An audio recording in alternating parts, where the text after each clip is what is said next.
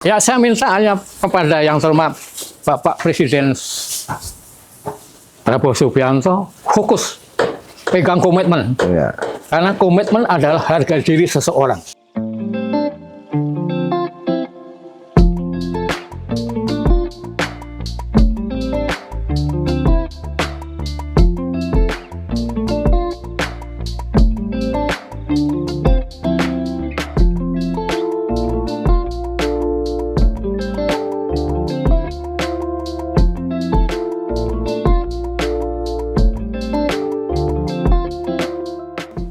Kembali dengan TV channel Pendawa, yang mana kita ini hari jalan-jalan ke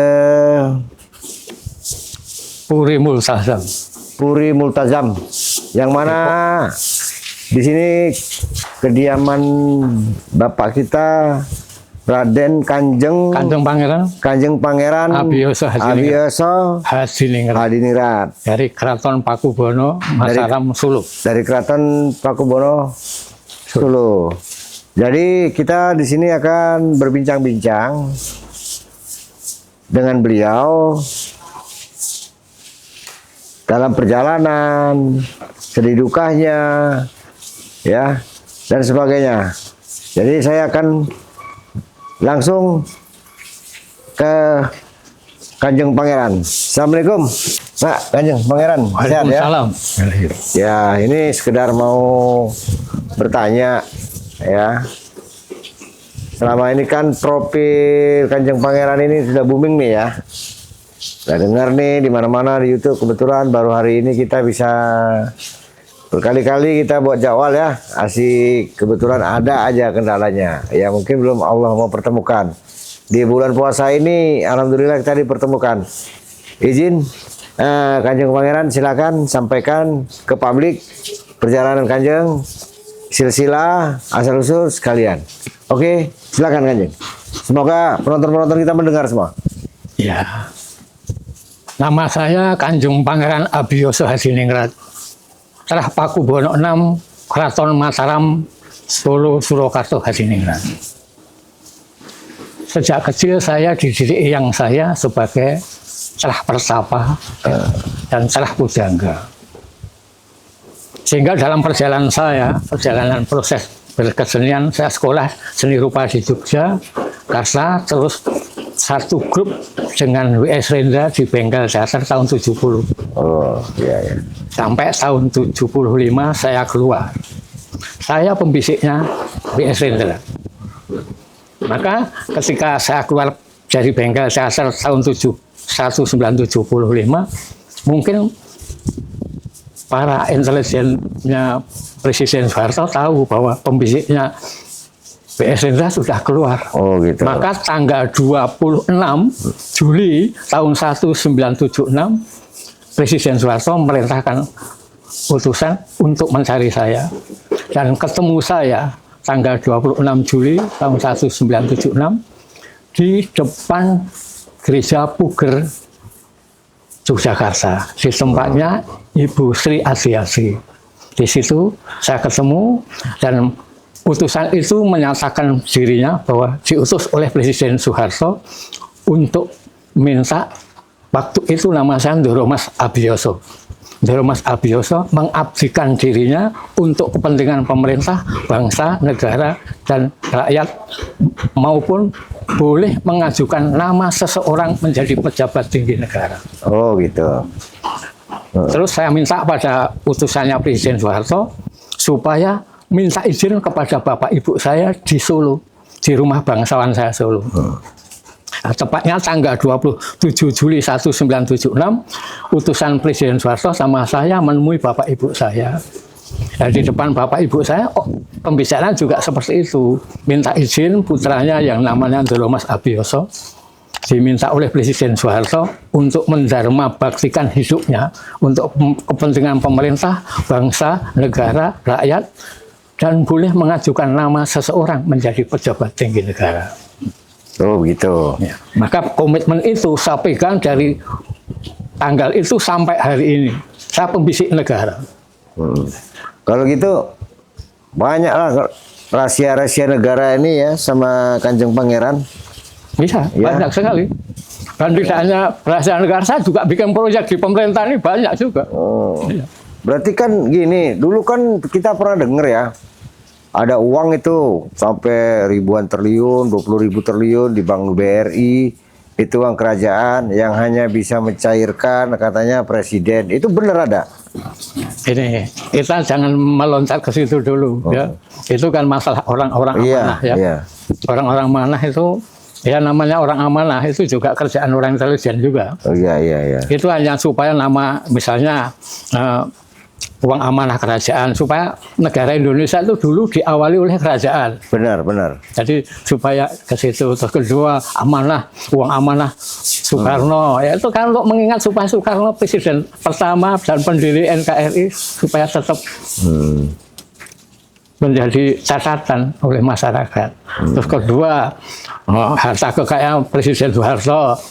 Ya itu begitulah. Orang-orang amanah kerjaannya seperti itu. Tapi ini sudah sampai 7 presiden mana buktinya? Bisa nggak mengeluarkan? Nggak ada yang bisa ya. Nah, makanya itu anggap saja itu ya Mitos. ya orang bercerita lah. Orang Iya. bercerita kan bisa dengan sejarah. Kalau sejarah kan ada datanya, Data, ada iya. faktanya, Iya, ada betul. saksi kuncinya, ada tempat kejadian peristiwanya, ya, waktu, bulan, tahunnya, jamnya, harinya, semua ada. Kalau sejarah. Saya dengar dulu Kanjeng Pangeran juga salah satu yang ini ya memprediksi di 2014 Pak Jokowi menang ya, duduk ya.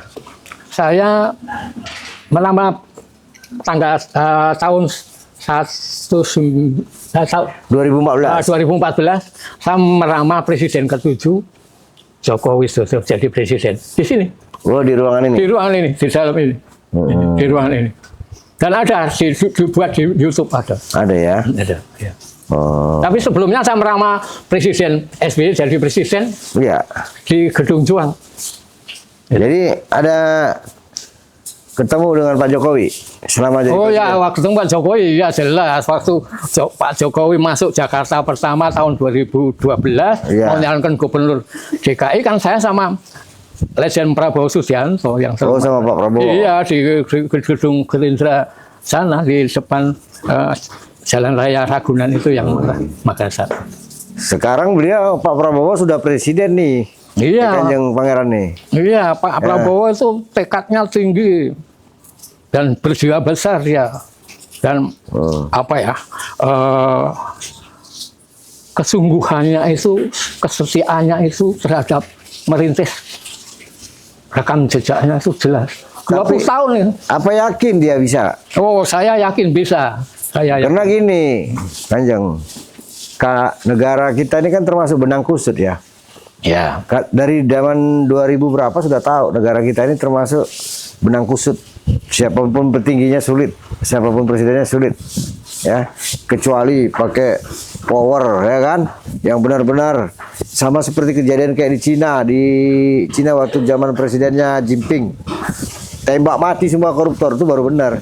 Prabowo apa berani? Karena dapat informasi Prabowo juga kemarin kampanye pakai tangannya Jokowi juga dengan suara 35%, ternyata bisa 53%. Infonya begitu di media mana-mana nih sekarang nih, yang sudah berseliweran, ya kan? Kata si Asto apa macam semua lagi lah menyampaikan begitu. Itu nggak usah rahasia umum lagi.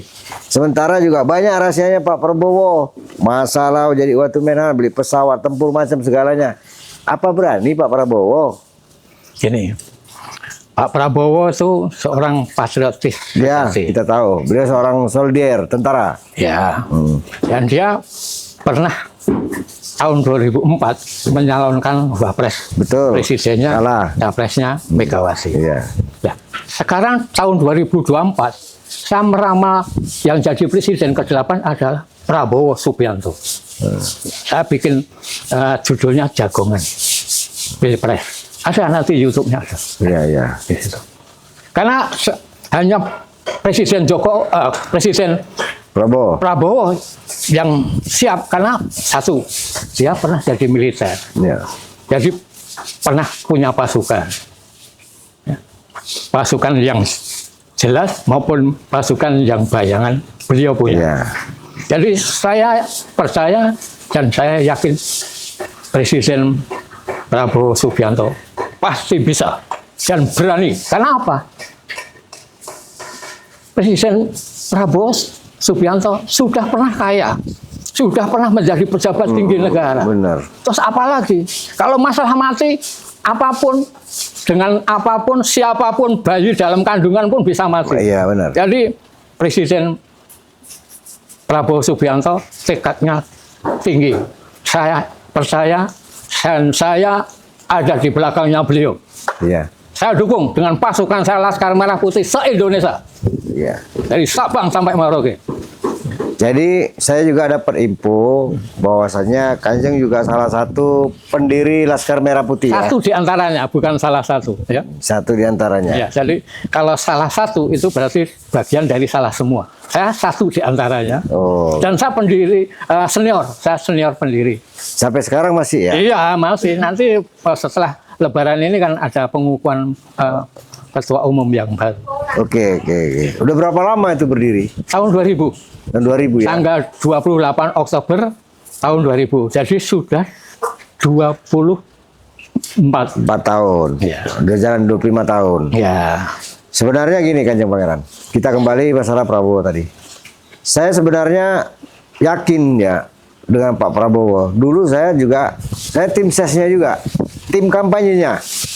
Dokumennya ada lengkap semua. Sampai Aceh kemana-mana ya. Saya yakin beliau bisa dulu saat itu. Makanya kita berharap beliau duduk. Tapi dalam perjalanan ini saya lihat, waduh, ini memang harus main tangan besi nih.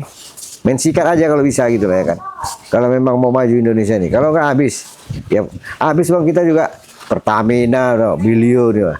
Waduh, kasih ya daerah kecil ini. Kan gitu Pak Kanjeng. Timah lah, korupsi merajalela, berjamaah benar kayak korupsi. Korupsi kalau sedikit-sedikit ini ratusan triliun, bahkan biliun.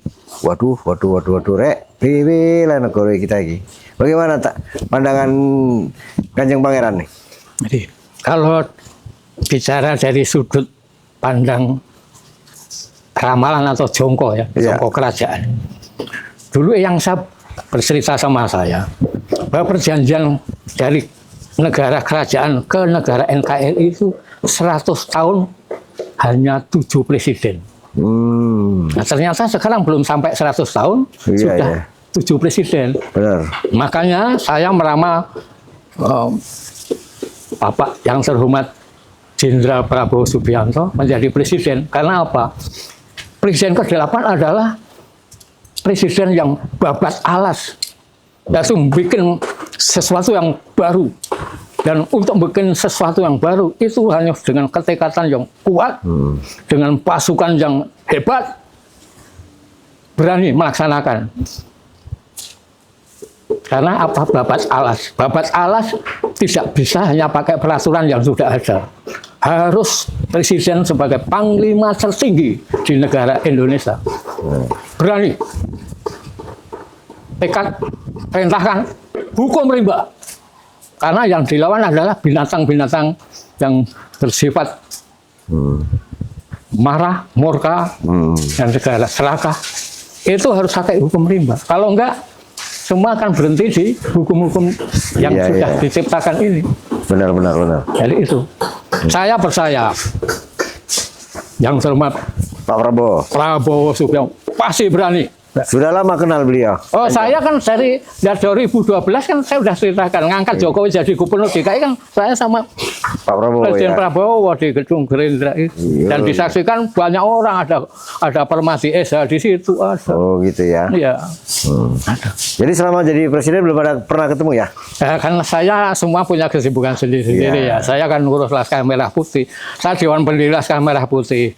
Saya Dewan Pembina Laskar Anti Korupsi Indonesia.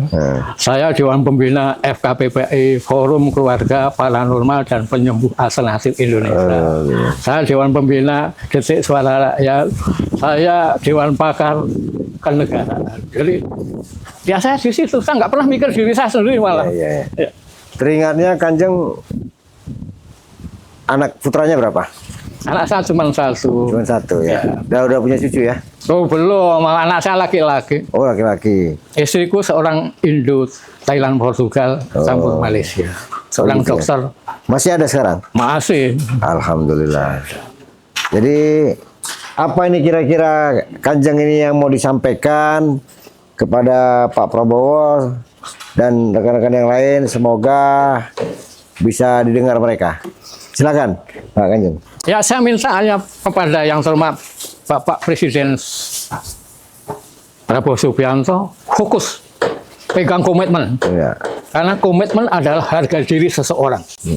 Bahkan kepercayaan masyarakat itu di komitmennya. Sang pemimpin mengeluarkan kata-kata kalimatnya yang berisi sebuah keputusan.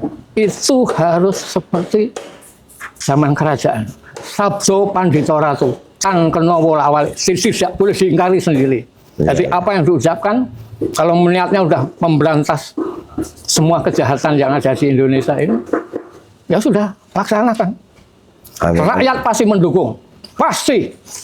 Oh iya Pak. Karena ini yang ditunggu rakyat adalah keberanian seorang pemimpin untuk membersihkan suasana yang seperti ini. Siap, sepakat. Saya juga setuju kalau begitu. Ya, oke. Sahabat pencipta, penonton Pendawa TV Channel, jangan lupa like, komen, dan subscribe-nya untuk mendukung TV channel kita.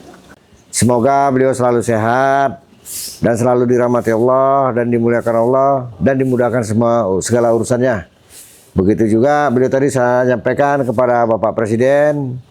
Beliau juga yakin nih, Pak Presiden Prabowo pasti bisa. Kan begitu ya? Pasti. Pangerannya. Bisa. Begitu juga harapan kita semua sebagai pendukung-pendukungnya kemarin. Kita juga tim sesnya, siang malam juga kita mendukung beliau. Sekali lagi, kita kembali akan di minggu depan. Assalamualaikum warahmatullahi wabarakatuh. Rahayu, rahayu, rahayu. Ini sebagai tanda titik temu kita Iya. di Puri Multazam. Kita bicara mengenai Presiden Prabowo Subianto. Insya Allah ke depan pasti sukses. Amin. Ya ini saya terima nih, Kanjeng. Alhamdulillah, ini kenang-kenangan nih dari beliau nih. Ya.